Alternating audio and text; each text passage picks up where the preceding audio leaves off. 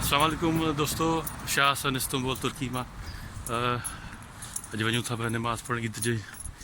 सो तव्हां दोस्तनि सभिनि खे, मिटनि माइटनि खे, सॼी बिरादर खे, सॼी पंहिंजी सिंधी कम्यूनिटी खे ईद जूं खोड़ सारियूं मुबारकूं, नमाज़नि जूं, तराबियुनि जूं, नए कपिड़नि जूं, नए जूतनि जूं, सॼी रमज़ान शरीफ़ जी जेके बि इबादतूं तव्हां सभिनि दोस्तनि खे मुबारकूं। वञूं था नमाज़ पढ़ण ईद जी, दुआ में यादि कजो। अस्सलाम वालेकुम, महिरबानी।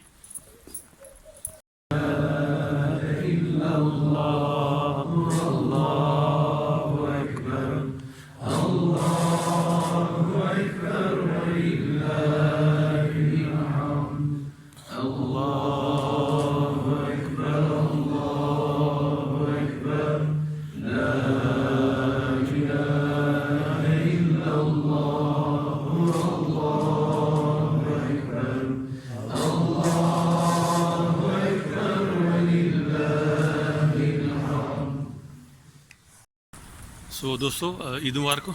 ऐं असां नमाज़ पढ़ी हाणे वञूं था पंहिंजी ॿी संगत सां मिलणु। असां सां गॾु भाउ सलीम गॾु आहे। भाउ सलीम, दोस्तनि खे ईद मुबारक कयो। वाह, ईद मुबारक तव्हां सभिनीनि खे, दोस्तनि खे ईद मुबारक। हा, सो मूंसां गॾु मुंहिंजो पुटु आहे मोहम्मद शाह। सो असां हाणे वञूं था ॿी संगत सां मिलणु। ऐं उहो टोटल मुंहिंजी ख़ान दुकान सभु बंदि पिया आहिनि हिते। सो इनशाला वरी अॻिते मुलाक़ात थींदा। हिते थोरी नमाज़ जेका थोरी सवेर थी आहे, तक़रीबन को 6:08 मिंटनि ते हिते नमाज़ थी। सो नमाज़ पढ़ीसूं ख़ैर सां गॾिजी। सो हिकिड़ा दोस्त वरी ॿिया थोरा आहिनि असांखां वरी 10-15 मिंट जे मुफ़ासिले ते, वरी उते उहे वेठा आहिनि, इंतज़ारु कनि था असांजो, वरी उन्हनि सां मुलाक़ात कंदासीं। ऐं अॼु असांजी ईद जो पहिरीं ईद आहे मुल्क खां ॿाहिरि। सो हिते इस्तंबुल में असांजी ईद ते कईसूं, ईद नमाज़ पढ़ीसूं ख़ैर सां। साईं असांजो मुरीद, प्यारो दोस्त सम्झो, सो तव्हां सभिनी खे ईद मुबारक कंदो। साईं ईद मुबारकूं। इस्तंबुल खां, तुर्कीअ खां सॼी संगत खे ईद वाधायूं। अॼु ईद गॾिजी कईसीं, तक़रीबन कोई 15-20 पाकिस्तानी दोस्त हुयासीं गॾु, ऐं जिन में कोई मुंहिंजे ख़्याल में 8-10 सिंधी हुयासीं। सो ॾाढी सुठी ईद गुज़री। सभिनी खे, सिंधवासियुनि खे, प्यारे पाकिस्तान जे जेतिरनि दोस्तनि खे मुंहिंजे तरफ़ां ईद वाधायूं। महिरबानी साहब। सो दोस्तों, असां सां गॾु हिकिड़ो पंहिंजो असांजो दोस्त आहे। सर, पंहिंजो नालो ॿुधायो।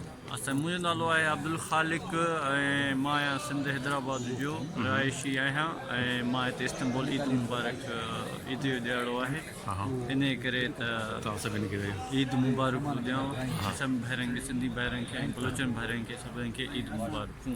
सो साईं, दोस्त जूं तव्हां सभिनी खे मुबारक हुजनि ईद जूं। महिरबानी। दोस्तों, असां सां गॾु असांजो हिकिड़ो ॿियो दोस्त आहे। सर, पंहिंजो तारीफ़ करायो। सर, मुंहिंजो नालो तहा हुसैन आहे। मां हिते इस्तंबुल में मास्टर्स कयां पियो इलेक्ट्रिकल इंजीनियरिंग में, उस्कदा यूनिवर्सिटी मां। ज़बरदस्त। तो अॼु माशाल्लाह ईद जो मौक़ो आहे। अॼु काफ़ी सुठो असांखे लॻो, असां पंहिंजे सिंधी भाइरनि सां मिलियासीं ईद जे मौक़े ते। ऐं असां पंहिंजे सॼे सिंधी भाइरनि खे असां ईद जी लख मुबारकूं ॾियणु चाहींदासीं। महिरबानी। जी साईं, छा था चओ? दोस्तों, इस्तंबुल खां फ़ैबरुनारी साईं पंहिंजो हसन राशिदी ऐं ॿिया दोस्त तव्हांखे सलाम कनि था। अॼु हिते असां ईद सेलिब्रेट कई आहे, ऐं तमामु दोस्त हसन शाह राशिदी, मुरीद जामड़ो साहिबु ऐं ॿिया बुलेदी साहिबु गॾु हूं। ऐं असां हिते जेकी ईद सेलिब्रेट कईसीं, ऐं सिंधियुनि जो हिकिड़ो कठा, असां 8-10 दोस्तूं कचहरी थी आहे सिंध जे हवाले सां, दुनिया जे हवाले सां। त ईद जे ॾींहुं बि असां इहा शइ चाहींदासीं त सिंध जो Sindhi Moscow, Berlin, London, Washington, दुनिया जी कुंड कुड़छ में हुजनि। ख़ासि तरह यूथ खे चऊं था दुनिया सॼी में निकिरी पओ। हीअ दुनिया सॼी तव्हांजी मुंतज़िर आहे, दुनिया तमामु सवली आहे।